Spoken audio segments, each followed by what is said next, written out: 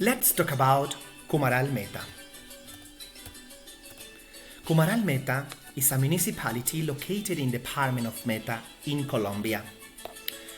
The population in this town is approximately 8,000 of people. And the name of the town comes from Kumare palm. The town was founded in July 3rd in 1901. The people of Cumaral are very hardworking. They live on their farms, raising cattle, planting rice, or working in the African workspan crops.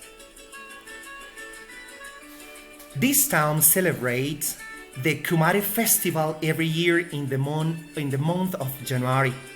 In this festival, people participate singing, practicing flagship sport of the Llanos called el coleo, or dancing typical music, el joropo. Something very important to name is that in Cumaral, children tend to go training school from a very young age, where they learn to sing general music, play instruments from the region, and dance to traditional music. The people of Cumaral eat ternera la llanera or baby beef, hallacas. It's a very similar dish to tamal, pabellón llanero, and the green banana soup.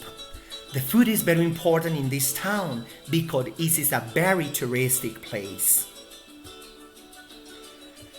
Talk about religion is very important too. Most of Llaneros are very Catholic.